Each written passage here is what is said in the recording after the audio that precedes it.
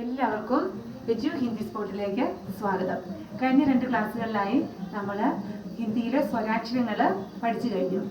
എല്ലാവർക്കും അത് യൂസ്ഫുള്ളായി എന്ന് വിശ്വസിക്കുന്നു. ഇന്നത്തെ ഈ ക്ലാസ്സിൽ നമ്മൾ വ്യഞ്ജനാക്ഷരങ്ങളുടെ ആദ്യത്തെ വർഗമായ കാ വർഗമാണ് പഠിക്കുന്നത്. അപ്പം ഹിന്ദി വ്യഞ്ജനാക്ഷരങ്ങളെ കാ വർഗ്, ചാ വർഗ്, ടാ വർഗ്, താ വർഗ്, വാ വർഗ്, യാ വർഗ് അങ്ങനെ തിരിച്ചിട്ടുണ്ട്. അതിൽ ആദ്യത്തേതാണ് കാ വർഗ്. അതിൻ്റെ അകത്ത് വരുന്ന അക്ഷരങ്ങൾ കാ, ഖ, ഗാ, ഖ, ങായാണ്. അപ്പോൾ അത് നമുക്ക് എല്ലാവർക്കും അതിൻ്റെ മലയാളമൊക്കെ എഴുതാൻ അറിയായിരിക്കും.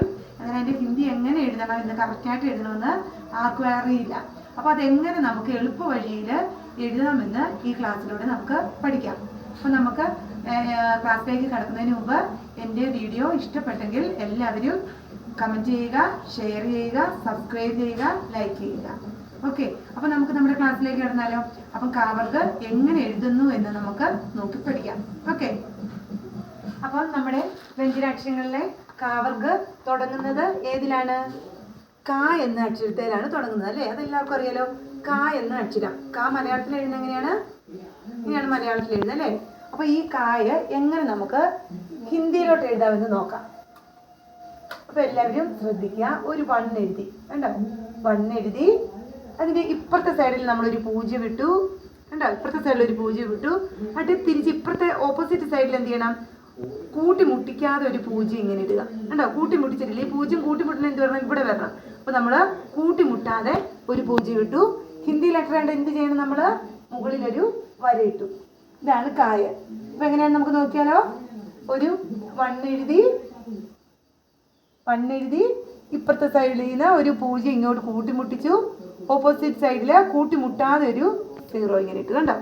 എന്നിട്ട് അതിൻ്റെ എന്ത് ചെയ്യണം? മേളിൽ വരച്ചു. ഇതാണ് കായ. ഓക്കെ, ഇനി നെക്സ്റ്റ് നമുക്ക് നോക്കാം. ഈ ഖ, ക, ഖ അതെങ്ങനെയാണ്? മലയാളത്തിൽ എല്ലാവർക്കും എഴുതാൻ അറിയാം അല്ലേ? ഖ. ഇത് നമുക്ക് ഹിന്ദിയിൽ എങ്ങനെ എഴുതാൻ നോക്കിയാലോ. നിങ്ങൾക്ക് എല്ലാവർക്കും 2 എഴുതാൻ അറിയാലോ. 2. അപ്പോൾ നമ്മളൊരു 2 ഇങ്ങനെ എഴുതിയിട്ട് ആ 2വിന് നമ്മളൊരു വാലിട്ടു കണ്ടോ? 2 ഇങ്ങനെ എഴുതി വന്നിട്ട് ആ 2വിന് നമ്മളൊരു വാലിട്ടു കണ്ടോ? ഈ വാലിൻ്റെ ഈ ഇവിടെ നടുക്കായിട്ട് നമ്മളൊരു പൂജ്യം ഇട്ടു കണ്ടോ? വാലിൻ്റെ നടുക്കായിട്ട് ഒരു പൂജ്യം ഇട്ടു. എന്നിട്ട് എന്ത് ചെയ്യണം? ഈ പൂജ്യത്തെയും ഈ വാലിനെയും കൂടെ കൂട്ടി നമ്മൾ എന്ത് ചെയ്യണം? ഒരു 1 കൂടി ഇടണം കണ്ടോ? പൂജ്യവും ഇതിൻ്റെ വാലോട് ചേർത്ത് എന്ത് ചെയ്തു? ഒരു 1 ഇട്ടു നമ്മൾ കണ്ടോ? 1 ഇട്ടു. എന്നിട്ട് ഹിന്ദി ലെറ്ററായിട്ട് നമ്മൾ എന്ത് ചെയ്തു? മുകളിൽ വരച്ചു. ഇക്ക. മനസ്സിലായോ? ഒന്നുകൂടെ നോക്കാം. 2 എഴുതി, 2വിന് വാലിട്ടു. ഈ വാലിൻ്റെ സൈഡിലായിട്ട് നമ്മളൊരു പൂജ്യം എഴുതി. പൂജ്യത്തെ വാലിനെയും കൂടെ കൂട്ടിമുട്ടിച്ച് ഒരു 1 എഴുതി കണ്ടോ? കൂട്ടിമുട്ടിച്ചൊരു 1 എഴുതി. ഒരു മേളിൽ നമ്മൾ വരച്ചു. എന്നിട്ടായി ഖായ. ഓക്കെ, ഇനി അടുത്ത് നമുക്ക് ഏതാണ്? ഗായാണ് അല്ലേ? ഗ. ഇത് മലയാളത്തിലെ ഗായ. അതെങ്ങനെ ഹിന്ദിയിൽ എഴുതാൻ നോക്കാം. ഒരു കുഞ്ഞു 1 ഇട്ടു കണ്ടോ? ഒരു ചെറിയൊരു 1 എഴുതി. ആ 1ന് നമ്മൾ എന്ത് ചെയ്തു? ഇങ്ങോട്ട് കയറ്റി വരച്ചു കണ്ടോ? ഒരു കുഞ്ഞു 1നെ കയറ്റി വരച്ചു. എന്നിട്ട് നമ്മളൊരു വലിയ 1 കൂടെ കൂടുതലിടുക കണ്ടോ? ഒരു വലിയ 1 ഇട്ടു. എന്നിട്ട് ഹിന്ദി ലെറ്റർ നമ്മൾ എന്ത് ചെയ്തു? മേളിൽ വരച്ചു. അപ്പോൾ ഇതെന്തായി? ഗായൻ. കിട്ടിയോ? ഒരു കുഞ്ഞു 1 എഴുതി, അതിട്ട് ഇതിങ്ങനെ കയറ്റി മുട്ടിച്ചു. എന്നിട്ട് എന്ത് ചെയ്തു? ഒരു വലിയ 1 എഴുതി. എന്നിട്ട് മേളിൽ വരച്ചപ്പോൾ ഇതായി ഗായൻ. ഓക്കെ, ഇനി അടുത്ത ഏതാണ്? ക, ഖ, ഗ, ഖ. ഓക്കെ, ഖ എങ്ങനെ എഴുതുന്നു നോക്കാം. അതെങ്ങനെയാണ് മലയാളത്തിൽ എഴുതുന്നത്? മലയാളത്തിൽ എഴുതാൻ എല്ലാവർക്കും അറിയാമല്ലോ.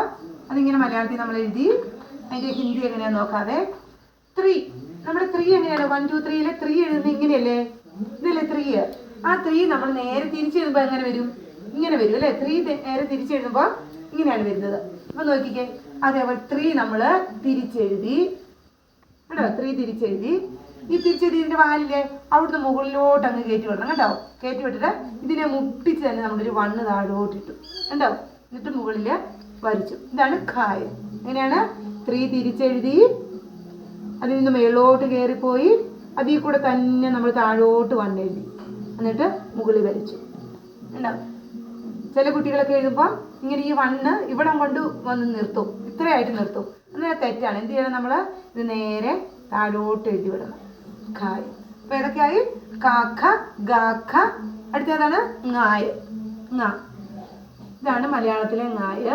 അത് നമ്മൾ ഹിന്ദിയിലോട്ട് എഴുതി നോക്കാം. നമുക്ക് ഒരു കുഞ്ഞു 1 ഇടുക. ആ 1നെ ചേർത്ത് നമ്മൾ ഒരു S എഴുതുക.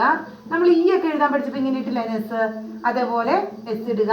എന്നിട്ട് എന്ത് ചെയ്യണം, നമ്മൾ മുകളിൽ വര ഇടുക. ഹിന്ദി ലെറ്റർ ആയിട്ട് മുകളിൽ വരയ്ക്കണം.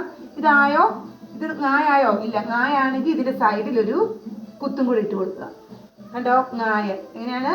ഒരു കുഞ്ഞു വണ്ണിടുക, വണ്ണിനെ ചേർത്ത് ഒരു എസ് എഴുതുക, മുകളിൽ വരയ്ക്കുക.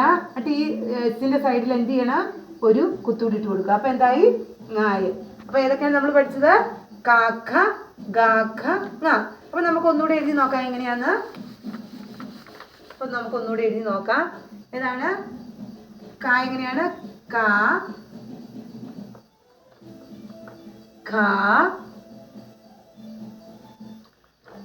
ഗ, ഖ, ങ.